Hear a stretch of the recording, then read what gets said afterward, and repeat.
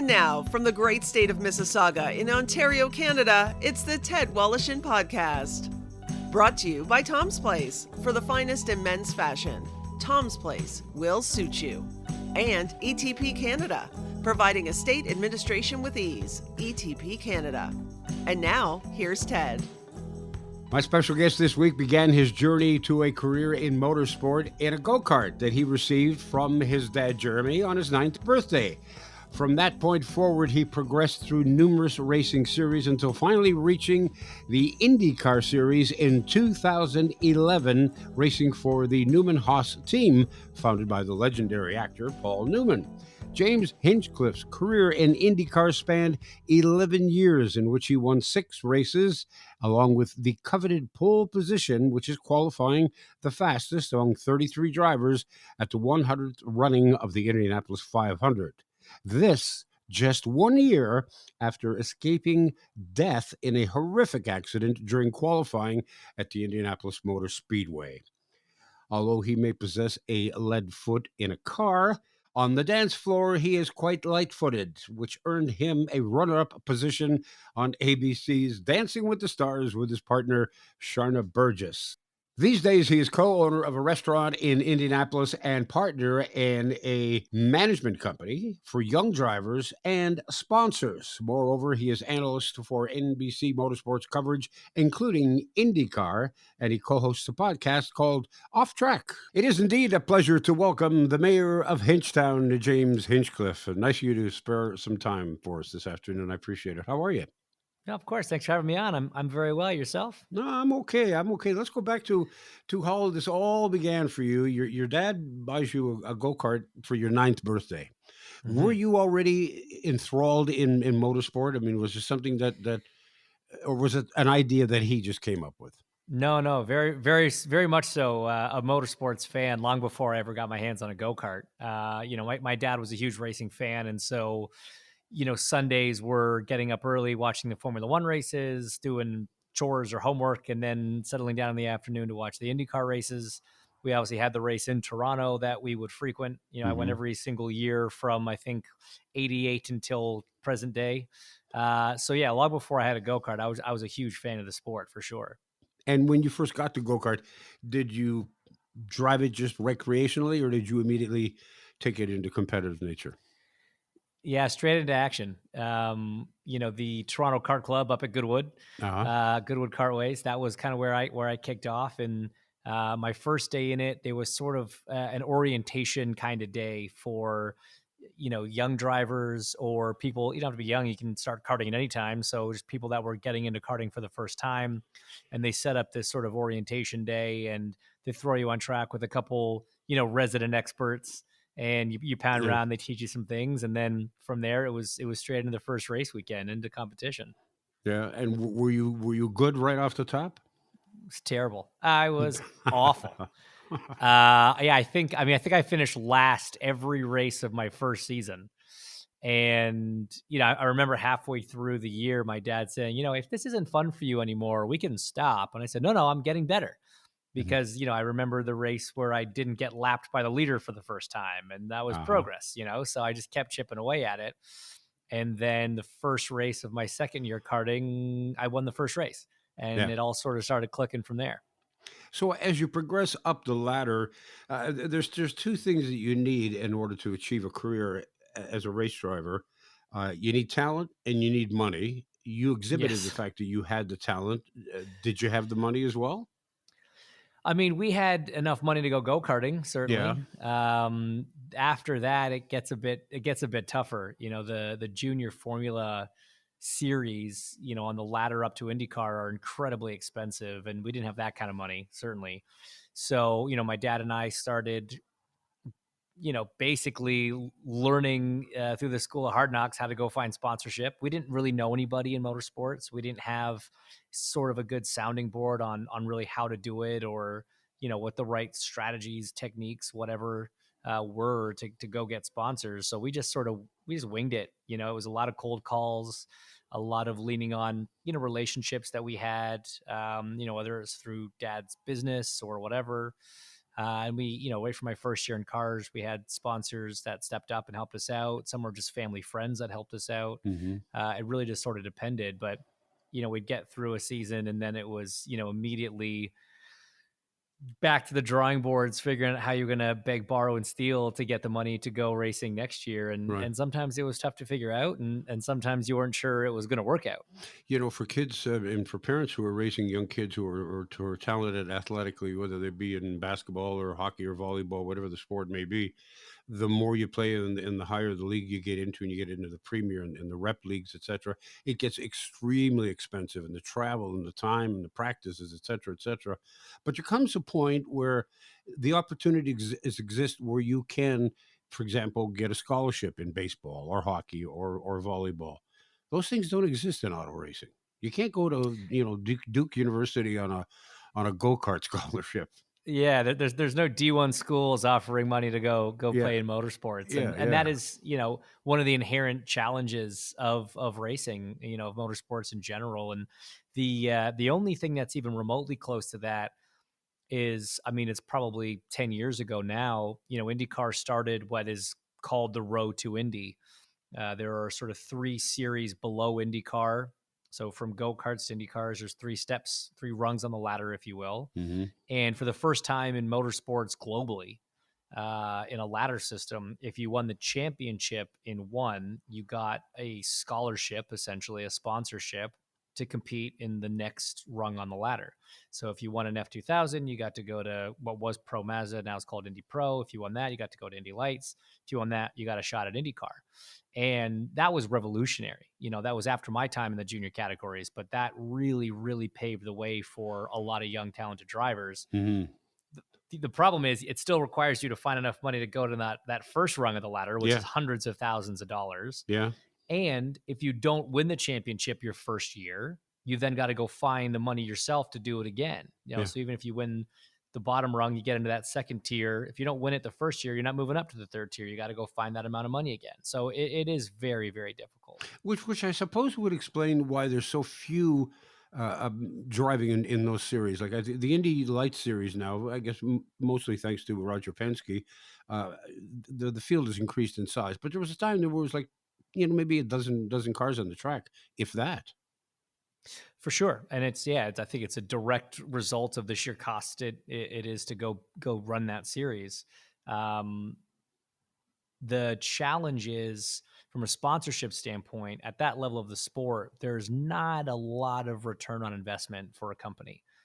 Most of those races aren't televised. The fans at the track really aren't there to watch those events. So you have to kind of get pretty creative to still find, high 6, sometimes low 7-figure budgets to go run these junior categories in a series that's not even on television. So it can be very, very tough. Yeah, people wonder about. There's often conversations surrounding the differences between Formula One and IndyCar, and we won't get into the technicalities of what the differences are. Suffice to say, I think that Formula One cars are quicker, Indy cars are faster. It means that the Formula cars will take off faster, but the Indy cars will reach speeds of 235, 240 miles in qualifying at Indianapolis Motor Speedway. But the difference financially in running an Indy team is what, $8 million a year, something like that, 10 million. Yeah, it's a good round number, yeah. And in a Formula One team, 100 million. Well, that's an underfunded team. Yes, okay, you're right. Yes. The Back F1. markers. Yeah, exactly. F1 have done something very clever, because until 2 years ago, there was an unlimited amount of spending. There was no budget caps. Right. And the auto manufacturers, who support Formula One teams, were spending hundreds of millions of dollars. I'm talking 3, 4, in some cases $500 million to run a Formula One team. Right. And that's obviously just not sustainable. So at some point, they realized that the only way to make this series sustainable and ultimately eventually profitable for the teams was to create a budget cap, which they now have done.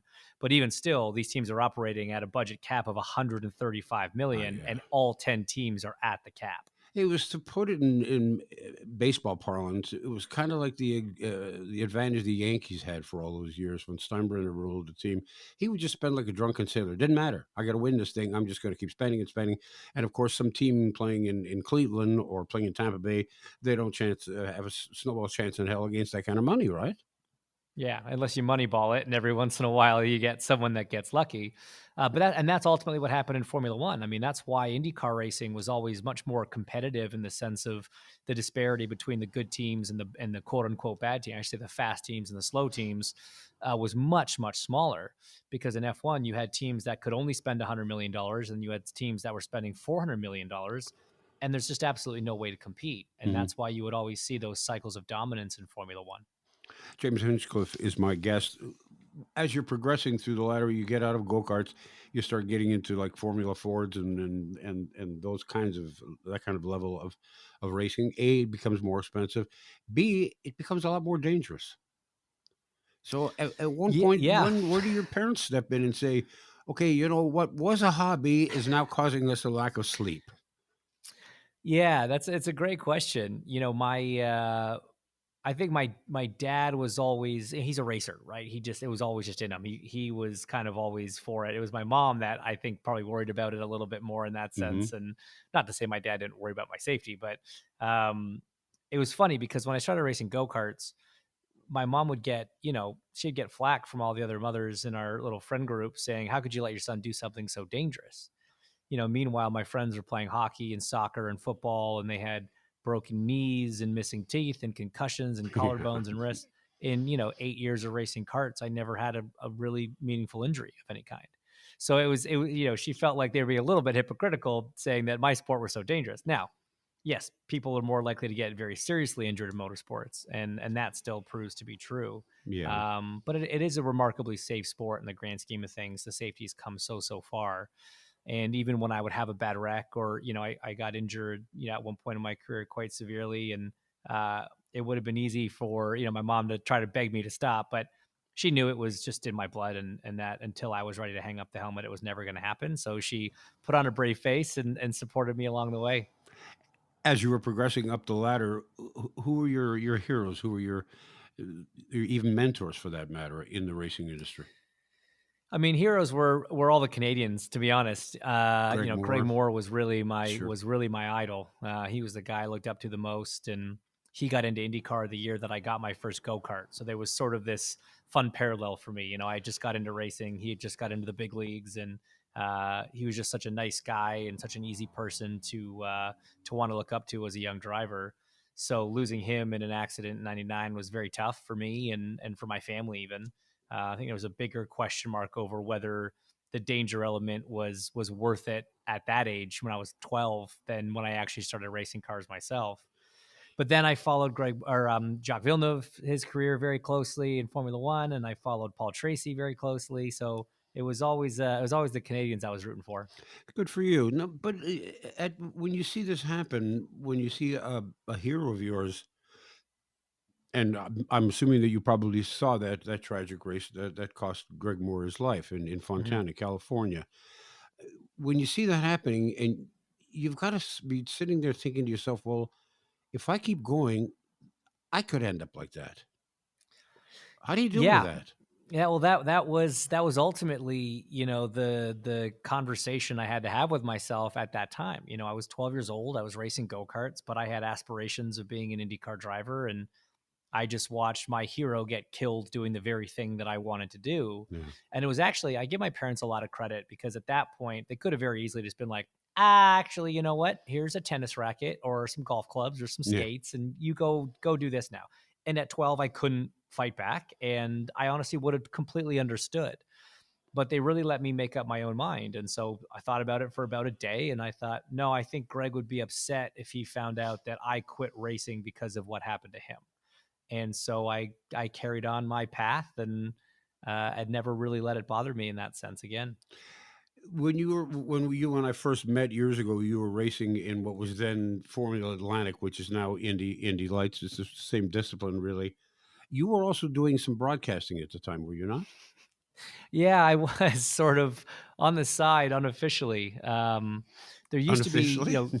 well, yeah, there were two broadcasts that would run for the Champ Car races at the time, the Indy Car races at the time. The domestic feed, which is what you would watch on, ESPN or ABC or whoever had it at the time. And then there was an international broadcast that went to basically 170 countries outside of North America. Mhm. And if you wanted IndyCar, that was the feed that you purchased. And that was just done by one guy in the booth named Jeremy Shaw. It was very much the sort of redheaded stepchild of the production, the TV production. And he, like I said, he did it by himself. So he would just invite people up into the booth to join him for a segment or two. So one race, he invited me up to the booth for the start of the race, of the IndyCar race. So I'd done the Atlantic race, ran to the trailer, got changed, ran up to the booth, and I was only supposed to stay for about 15 minutes. And at each commercial break, he would look over at me and say, "Do you want to stay for another segment?" Well, sure. I wanted to watch the race anyway, so why not? So I would stay, and then I ended up staying the entire race. And at the end of the race, he said, "Do you want to do this again next week?"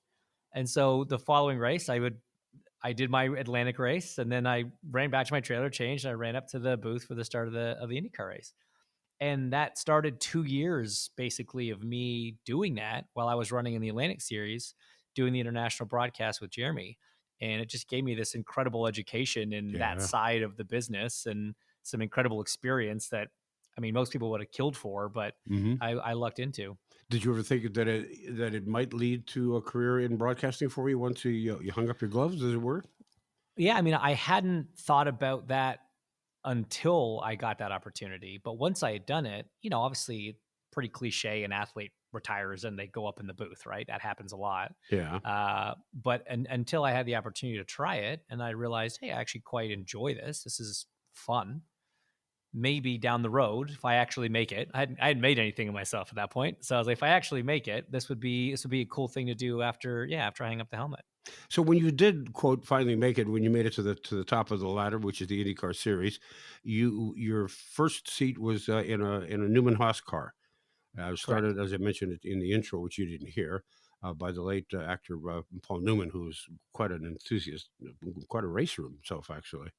What was that like when you got that phone call or received that telegram or whatever form of communication came your way to let you know that you got it?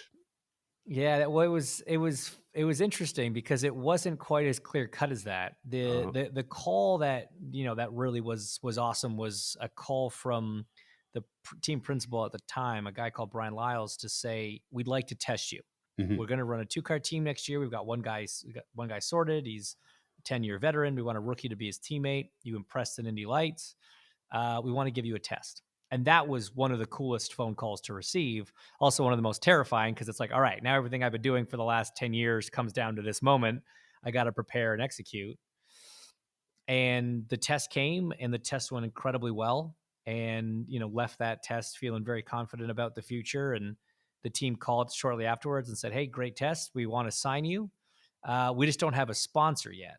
But sponsorship's always this chicken and egg situation. You can't Yeah. go to a company and say, give me money to go racing without knowing who the driver is, but you can't sign the driver without having a sponsor to pay the driver. Yeah. Right. So as a rookie, and I wasn't even a rookie yet. I had no other teams knocking my door down. So they said, are you willing to sign this contract? And then we'll go find a sponsor. Absolutely. And that's kind of how it started. Do you remember obviously you do, your first victory? Very clearly. That was probably the most, special day in a lot of ways. That first win, because it really is just validation, right? For all the hard work, all the sacrifice, all the heartache, everything that not just myself, my whole family had to do and sacrifice and commit to my career growing up. To get to the top level is one thing. To then be a winner at the top level is a completely different thing. And it really just justified everything that we'd been through as a family. So it was a really, really special moment. Where was it?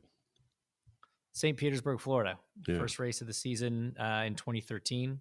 So the first race of my third year in the series, and it was just a great race. Just a great race. So Pulled did you off think to yourself, okay, here it is, it's the first race of the season, I just won it? Boy, I got this in the bag. I mean, you never think that. I think it doesn't matter who you are, how long you've been doing it. Yeah. After one race, there's still a lot of racing to go in the season.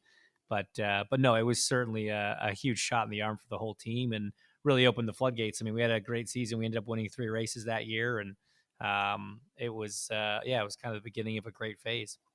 Your whole career almost came to a crashing end during qualifying at the Indianapolis 500 when you suffered was just the most horrific accident, which the doctors say you were like minutes away from dying, bleeding to death, etc., etc.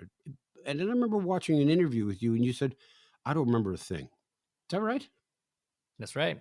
Yeah. Mercifully, I don't remember a I thing. was going to say, thank God for that. Yeah, I think a combination of I'm sure shock comes into it certainly, but I was very concussed in the accident. I had pretty big head trauma as well, and so my I've lost about 6 or 7 hours of that day, and you know what? I'm perfectly okay with that. That is not Yeah. a 6 or 7 hours I want to remember or relive. Did you ever watch the repeat, the replay of that? Oh, many times, Yeah. hundreds of times. And Yeah. when you first saw when you saw the replay the first time, what was that like? It was super easy to disassociate myself from it because I had no memory of it. Right. If I had remembered what it felt like when I hit the wall, or remembered what the extraction felt like, or some of that immediate, pain at the scene of the crash sort of thing, it might have been harder to watch back and kind of relive. But because I had no memory of it, I could have been any driver in that car. Yeah.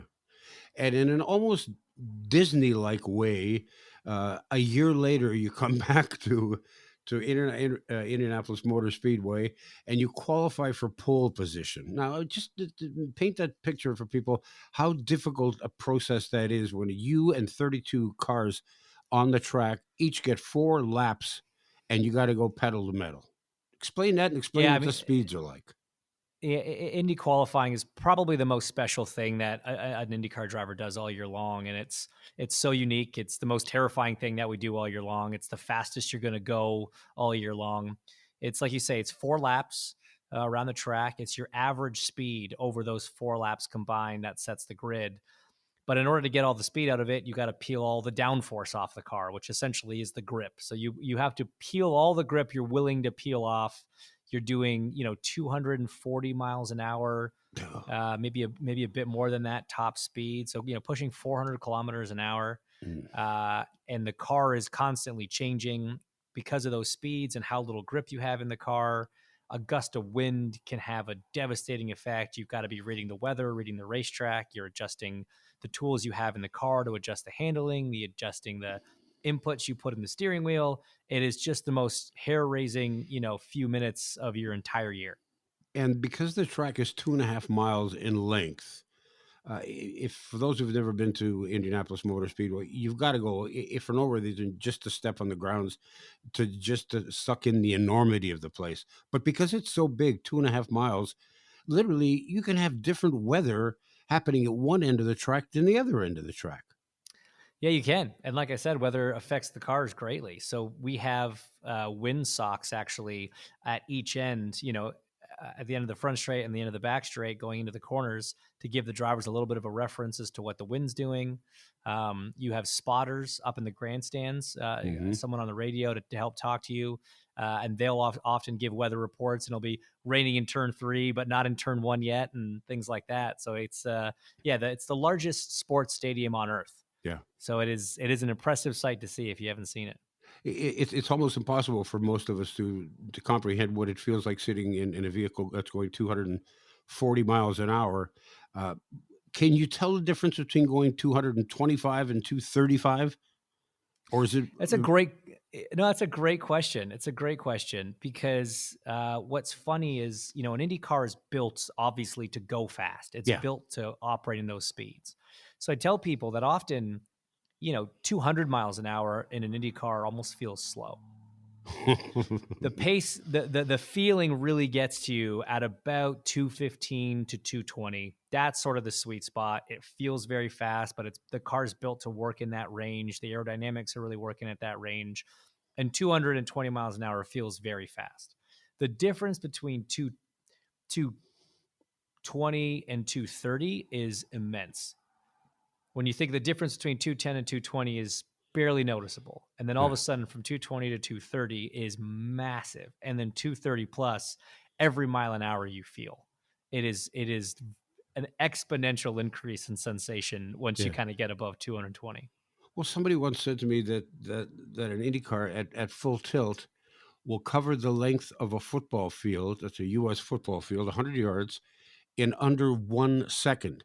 Meaning, if I'm standing on the end zone, and you're just coming around the corner at the other end zone, by the time I take a step and a half, you will have passed me. That's correct. Yeah, and that just shows how much. That's mind-boggling. Yeah, I mean that's what really highlights the sort of the mental side of the sport, the precision that you need, right? Because when you're driving a car at that speed, if you miss your turning point by a tenth of a second, well, that's more than 10 yards. The track's not even 10 yards wide, you know. It is. I think it's 60 feet wide, but the line that you have to be on in the corner is certainly not 10 yards wide. If you miss the window, you probably have if an Indy car is about 6 feet wide, you maybe have a 10-foot window to aim that car, navigate that car. So imagine traveling at 200 plus miles an hour, and there's 2 concrete poles 10 feet apart, and you just got to turn the car and aim right in between those poles every time. Yeah. And if you don't, you're going to hit something. Yeah, and in the meantime, you've got all these tools that you're operating inside the car. People think you're just holding onto a steering wheel and turning, but you're not. You're doing like weight jackers, and explain some of those things that are going on. Yeah, so the balance of the car changes incredibly whether you are running out front in clean air or running in what we call dirty air in traffic. So the disturbed air behind 3, 4, 10, 15 cars. Whether you're new tires, old tires, full fuel, low fuel, the wind's going north to south or east to west, all those things can really affect the handling of the car. So there are a series of tools inside the car that the driver is having to constantly adjust as those variables around you change. They have the front roll bars, which it just effectively controls the roll stiffness across the front axle. There's a rear roll bar that does the same thing across the rear. And then we have something called a weight jacker, which essentially controls how much of the car's corner weight is in the left front corner versus the right front corner, which can have a massive impact on the handling of the car. So you're trying to find, as a driver, the perfect combination of all these tools in real time as you're driving. And as soon as something changes, you have to adjust on the fly to make sure the car is sort of optimized. Okay, so there's one thing, keeping that in mind, that you've got all these things that are going on while you're going 235 plus miles an hour. That's during qualifying. Now you're out on the track with 32 other guys. You don't know what they're thinking. You don't know where they're going. They slide down a half an inch and you touch tires. One of you is bound to take off like Superman. Well, exactly right. You've got to have a tremendous amount of faith in the other drivers on the racetrack, and a lot of respect. There's a massive amount of mutual respect, I think, among the whole grid. Everybody there understands how dangerous this sport can be, and you can't really afford to mess about or lose your temper and try to take it out on somebody on a racetrack. That's a very, very dangerous proposition. Ted Woloshyn returns in a moment. Fashion to go for men on the go. Hey, it's Ted Woloshyn for Tom's Place. If you need to refresh your wardrobe this spring, there is no time to waste. Visit Tom's Place and check out the new spring and summer fashions. At Tom's Place, even the new arrivals are on sale. Spring colors, new patterns, new designs, designer slim fit suits sold elsewhere for as much as $8.99 each are now 3 for $1,200. No, let's check that to 3 for $1,100 at Tom's Place. And if a wedding is on your schedule, we've got a lot of great suits, perfect for your style and your budget. Available in multiple colors, and if you need a matching vest, just ask. Or if you prefer something more formal, how about a tuxedo, starting at only $5.99. Finally, we have selected sports jackets at 50% off. Say hello to spring suit fashions at Tom's Place. Get yourself a deal at Tom's Place on Baldwin Avenue in Kensington Market. We'll suit you. Have you been tasked with the role of a state executor or expected maybe in the future you will be? Well, if so, let me make your life a lot simpler by introducing you to my friend Debbie Stanley. Debbie is the founder of ETP Canada. They specialize in estate administration. Their goal simply is to help Canadian executors understand their role and how to deal with the loved one's estate. Let's face it, there's no school for this, but ETP Canada offers services such as executor support, estate accounting, and they have a new online course called Executor Ready. It's an engaging video designed to make estate administration easier and affordable. And those are two comforting thoughts during a stressful time. So call Debbie Stanley at 1-866 309-0387. That's 1-866-309-0387. Or you can get her at info@etpcanada.ca. That's info@etpcanada.ca. Now back to Ted Wallachin. Scott Goodyear told me that when he stepped away from racing and went up into the booth, that when he went to Texas, which we saw earlier this month or last month, I should say, and he was up in the booth watching the race. And after the race was over, he went home and talked to his wife, and he said, "I can't believe how fast these guys are going and how close they are to each other. It's insanity." And she looked at him and she said, "What do you think I've been going through all these years?"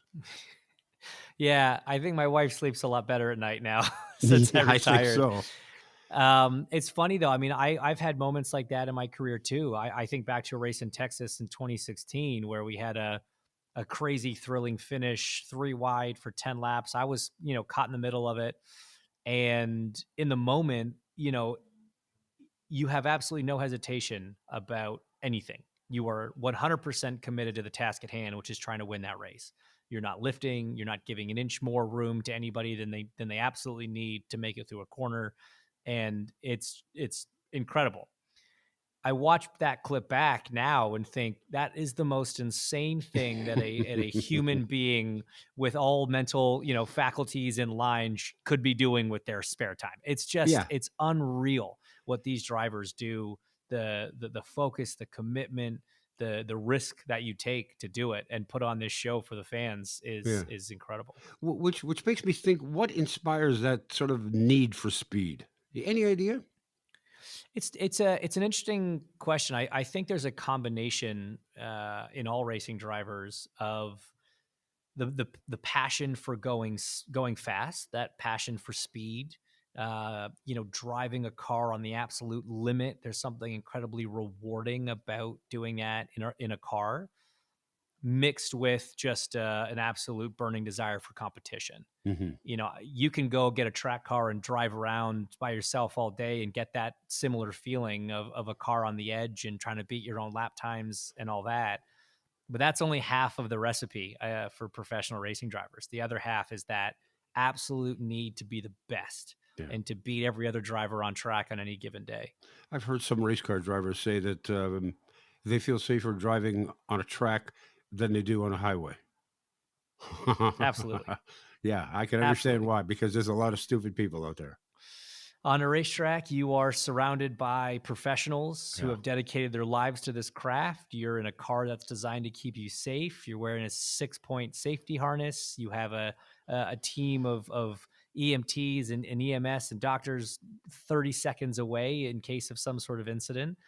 On the road, anybody can jump behind the wheel and be texting or be drunk or, just not paying attention, just distracted in some other way. Mm-hmm. And the results can be catastrophic. I think the one thing drivers really, really have on the average motorist is every driver has crashed.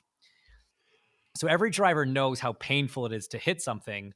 And that's in those very specific and ideal circumstances of being in a race car at a racetrack. Yeah. In a road car on the road, you're nowhere near as protected. And so every racing driver is terrified of having any kind of significant accident on the road.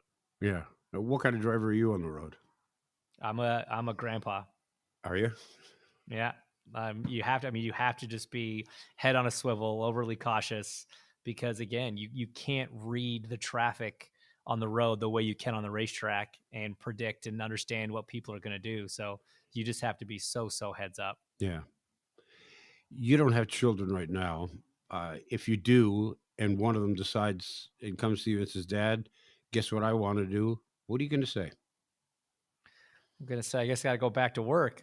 As the aforementioned priciness of motorsports. No, Yes. look, I think I would take the approach of any parent that I know, which is you support your kid's dream. If that's something they want to do, any child of mine that wanted to get into motorsports has a distinct advantage uh, over the situation I had growing up, which was just having not even someone that was in it for as a driver necessarily, just someone that knows the business, knows the sport.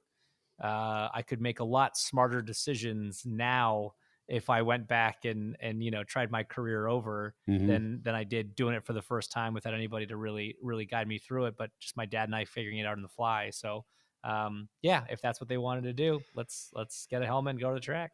James Hinchcliffe is my guest. I've been a big fan of auto racing. I grew up in front of a Pinker Speedway here, just outside of Toronto here, and it was mostly stock cars. But when occasionally they bring out the modifieds and the open wheels, and I loved them. And so I became a huge fan of the Indy 500 and Indy racing. And over the years, you've seen how it's changed, how the business has changed, and how many of the drivers have become businesses and businessmen versus back in the old days when, when a guy with a big gut would show up with a cigar in his mouth and climb into the car with a rinky dink little helmet. Now it's just like there's so much more involved in it now. And the image of the drivers back then versus the drivers now. And what I'm getting to, and it's taking a long time, is you appeared on Dancing with the Stars, and I'm thinking, would AJ Foyt have done that? I promise you, AJ Foy would not have done that. Okay. Yeah, I mean, yeah, I know a lot of people that still wouldn't do that, even in today's day, where that sort of visibility is actually a good thing. But no, it's my participation on that show. Honestly, would not have happened without my accident, the experience that I had as a person going through a situation where you almost lose your life doing something like that. Before the accident, I was a lot more reserved. I was a lot more, oh yeah, like we'll do it next time, or yeah, maybe next year or whatever. And having a incident like that, sort of rock your world, it teaches you that you don't know if there's a next year or a next time. Hmm. And so you start realizing what's important, what's not important, what to worry about, what not to worry about. And what everybody who you ask, hey, would you go on Dancing with the Stars? What everybody says they would be worried about is looking dumb on TV trying to dance. Hmm. And you realize that that doesn't matter. That's not worth worrying about. And this opportunity might never come up again. And it might be a lot of fun. You never know. So yeah, we agreed to do it. And I'm very glad that we did. And when you look back and you think to yourself, it was a good piece of PR, not only for you, but for the Indy Racing Series as well, because it's a very Oh, for popular sure. show. Massive show. I mean, it was, I mean, I was highly encouraged by the series and by my team because of our sponsors to do the show because of that exposure. I mean, I think the year I did it, we averaged somewhere between 10 and 12 million viewers a Mm, week for 3 months. The Indy 500 gets 5 and 6 million viewers, and that's for a year. yeah, So, we're getting double an Indy 500 audience every yeah, week for right. 12 weeks, basically. So it's huge amount of coverage for sure. Your partner on Dancing with the Stars, Sharna Burgess, I believe her name is. Did you ever Yes. pay her back the favor and take her into a two-seater on an oval? I did, Did you? absolutely. Well, it wasn't an oval; it was a road course. It was in Okay. Sonoma. So she's been in the back seat of the two-seater, and we got to go blast around the Sonoma racetrack. So she got a little bit of a sense of my world after sharing a lot of hers. Yeah, James Hinchcliffe is my guest now. You're doing a number of things, including, of course, the broadcast work with NBC. But you've also got a restaurant. I understand you co-own a restaurant in Indianapolis. Yeah, I'm a partner in a restaurant here in Indy, which has been a real fun endeavor. Hmm. Opening in late 2019, early 2020 wasn't the best timing, I but was just going to we say, good survived. timing. Yeah, we've survived, and it's thriving here in town, so it's great. What's the name of the restaurant? What kind of food do you serve? It's called Root and Bone, and it's kind of gourmet Southern comfort food. And Hmm. it's there's a couple. They're both celebrity chefs. They were both on MasterChef. Janine and Jeff McInnes. And they designed the menu. They actually have a Root and Bone in Manhattan, so it's a concept that we brought over, to Indianapolis, and it's just been going great. And you're also a partner in a management company which helps out young drivers and sponsorship opportunities. Yes, exactly right. So, kind of to my point earlier, I didn't have somebody to help me navigate this world, and so I wanted to be somebody that others could come to and kind of run some things by and help sort of map out, career trajectories and navigate some of the hurdles in motorsports. So, yeah, I'm a partner in a company that has been doing that for about 10 years now, and we've actually got a great young Canadian client on the roster right now who's shown a ton of promise in the open wheel world. His name is Matt Clark. Actually, by complete coincidence, I'm wearing his shirt today. It's a fun thing to kind of especially now that I've stepped away from the seat, it's given me a little bit more time to be a little more hands on with some of these other projects, especially that one, and try to get back a little bit. Well, I'm glad to see that for a number of opportunities, for a number of reasons. Because as you mentioned before, James, there's a lot of young kids who are talented won't have that opportunity because they just can't scrape together the money, and consequently, there are people. I think to myself, you shouldn't be on that track if not for the fact that your father is a multi-billionaire. You wouldn't be anywhere near the track except maybe row 5, and I'm talking the Yeah, grandstand. yeah, yeah, right, right. Yeah, I mean, it's just the nature of the sport. Motorsport's always been that way since its inception, and so we're not going to get rid of that. Is even people in Formula One, I that know. that can be accused of that, and every form of motorsport sees it. That's not going anywhere. It's an inherent part of it. But I think we can do a better job of just opening up some opportunities for more kids to get into even just go-karting, because I think we need more kids just getting into karting in the first place to find that rare talent that may have never had the chance to even try driving a go-kart, and then have a path and some opportunities to get them up to the different ranks and the different rungs of the ladder to try to prove themselves and ultimately have a shot at being a professional. There are people who believe that every kid should get into a go kart at a young age, not necessarily competitively, but just get into a go kart at a young age because once the time comes for them to start to learn how to drive a car, they have at least some of the basics down already. I think it's a great idea. I also think that everyone that gets a driver's license in Ontario should have to attend a skid school and Yeah. learn how to skid a car, what a car feels like when it's skidding, how to get out of a skid. You don't want the first time you experience a skid to be on the road in some situation that could lead to an accident. So, yeah, no, I think it's a great thing. Eventually, everybody wants to drive a car, you know, for their daily life. Most people. So yeah, being in a go kart, having some experience with just a motorized four-wheeled vehicle, I think could have a lot of great knock-on effect. I think that you'll probably see more and more kids, young people getting into motorsports. One of the main reasons being that is it's so much as you touched on briefly, it's so much safer now than it used to be. First of all, I mean, with the advent of the safer barriers, I guess they're called, right, which was invented Mhm. in part by the people at Indianapolis and the University of Indiana. It's a wall up against the wall. It used to just be 2 feet of concrete, and now there's a bit of a give to it. That's saved probably hundreds of lives. So many lives and a lot of injuries. It's prevented a ton of injuries as well. This the way it absorbs the energy in an impact has definitely reduced the number of back injuries, especially that spine injuries that we've Hmm. seen, especially in open wheel. And it's effective when it's adopted by every oval racetrack, every pro level oval racetrack in North Yeah. America. Things like the Hans device that has saved countless lives. That's like a Um, strap-on just collar that stops you from, well, basically snapping your spine. Right, yeah. It's a carbon fiber collar that sits sort of under your seatbelt, but then attaches by a tether to the helmet to stop the head from being able to stretch too far in any direction. Because while your body is held in by the seatbelts, a lot of fatalities were coming from basilar skull fractures, which is essentially when your head pops off your first vertebrae and breaks a spinal cord. So it's a bit gruesome and graphic, but it was a reality of our sport for a long time, and the Hans device has saved. I mean, that saved my life in my accident before the doctors even had a chance to save my life Yeah. because of me bleeding to death. Yeah, If I right. hadn't been wearing a Hans device, they wouldn't have had to worry about me bleeding to death. I'd have been gone. And then you're wearing a fire retardant suit underneath your racing suit. Yeah, the fire retardant suit, usually 4 layers of Nomex, which is a fire retardant material. That's all inside the helmet, the gloves, the boots, the socks, your underwear, everything that you wear has to be made of Nomex. The car itself has had, tons of improvements in terms of the crash structures and energy absorption, as well as an Indy Car exclusively. 2 years ago, we introduced an aero screen. So one of the Hmm. big issues was drivers' heads were still exposed to debris flying through the air, which at 200 miles an hour, even something small and light can have a devastating effect.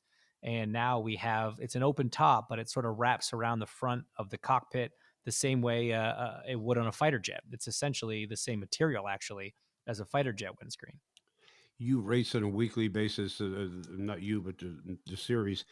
The races are about an hour and a half in length, but the Indianapolis 500, you could be in the car upwards of 3 hours. Well, during that period of time, there may be some things physically that your body needs to do. What do you do about it? Very popular question. Well, I'm When sure it nature is. calls, you know, when you gotta go, you gotta go. Yeah. Okay. Uh, it's not a very common thing. It's not a popular thing, but it sometimes is a necessary thing. And they even tell you, actually, when you first start racing, especially on ovals, if you hit the wall at those sort of speeds, those impacts can be 50, 80, 100 G impacts, which are massive impacts. That's 100 times your Uh, weight, right? Correct. Yeah. So, I think in a road car, a 50 G impact is fatal. To put it in perspective, my impact on my near fatal accident, it was 126 Gs. Wow. So these cars are incredibly safe. So at those kind of G loads, if you're holding a full bladder, it can actually rupture, because you got to think, when you hit a wall, right, your body flies into the seat belts and then is stopped, and then your internal organs fly into your rib cage, all at a slightly decreasing but Right. similar accordion effect force. And so if you've got a full bladder and you hit the wall at 100 Gs, it could rupture, and that could be fatal. So the doctors tell you, hey, look, don't be proud, just do what you got to do. Yeah, right. And one of the things you'll notice too, when a car gets in an accident, when you see it sailing into the wall, one of the first things the driver does is they take their hands off the steering wheel. That's right. Yeah, that's an attempt to just protect your fingers and hands and wrists. If you notice, when the car hits the wall, normally the steering wheel flies around Yeah. very quickly, and if you've got your thumbs, locked into a steering wheel, gripping it on tightly, that can have some really really painful effects.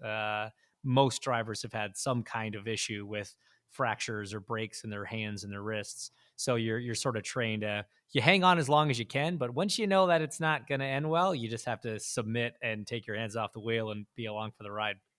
I know you enjoy doing what you're doing as a broadcaster. How much do you miss the cockpit?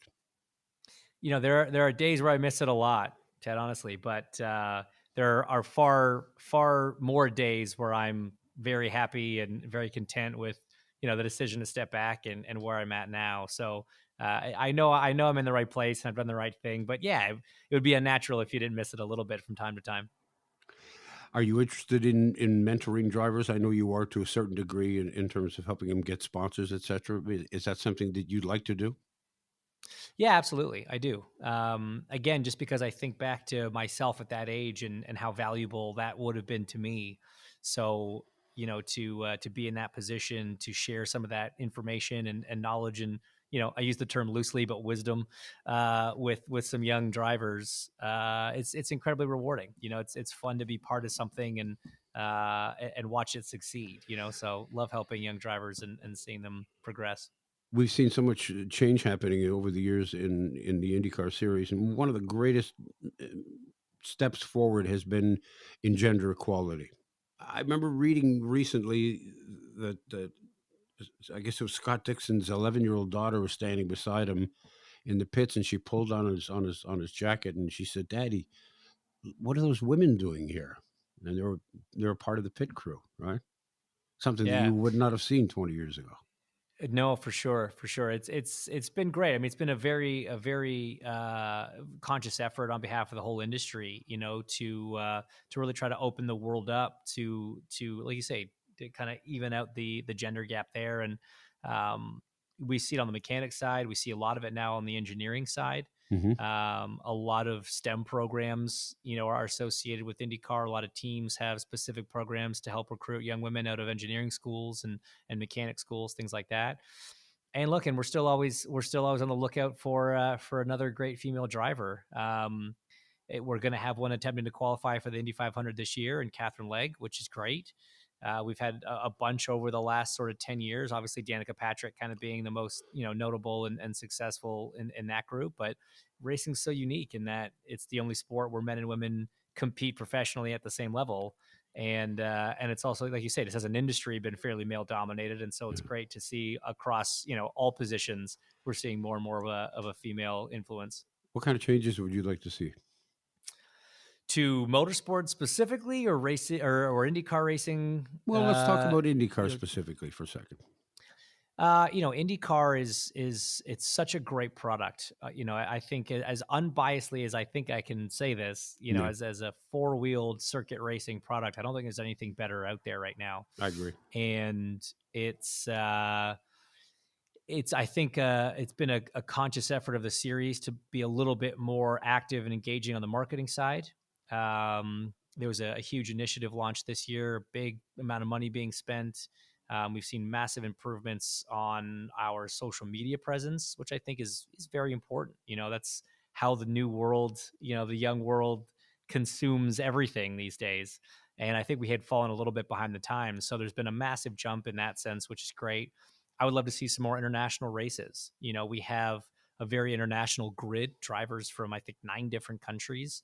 And right now we only race in Canada and the US, but there is an appetite for IndyCar all over the world. So I'd love to see us exploit that a bit more as a fun next step. Yeah, I think so too. Well, let me just finish by saying this. As the mayor of Hinchtown, should you decide to give up your scepter and step down from your throne, we're kind of looking for a mayor right now in Toronto.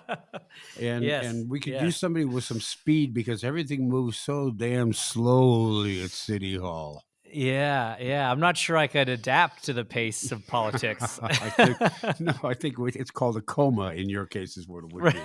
Right. James Hinchcliffe, a real pleasure chatting with you. I look forward to watching you and the crew on this year's edition of the Indy 500 and throughout the race season. And God bless you and all the best to you, my friend. Thank you so much. I really appreciate taking the time. And thank you to all of you for tuning in and listening, and we hope that you'll join us again next week. And if you get a chance, drop by our website, www.tedwallachin.ca, and there you will find a listing of all of our previous episodes. You can listen back to all of them. You can sign up and share your comments and thoughts with us. We would appreciate that. Also appreciate going online and check out the organ and tissue donation opportunities. You could change or even save a life. Have a great week. The Ted Wallachin podcast has been brought to you by Tom's Place. For the finest in men's clothing at unbeatable prices, it's Tom's Place at 190 Baldwin in the heart of Kensington Market. Tom's Place will suit you. And ETP Canada, providing estate administration with ease. The Ted Wallachin podcast is produced by me, Becky Coles. Technical production by Paul Gatt. Music by Bike Thieves. For more information on this podcast and our sponsors, and to talk to Ted, go to www.tedwallachin.ca.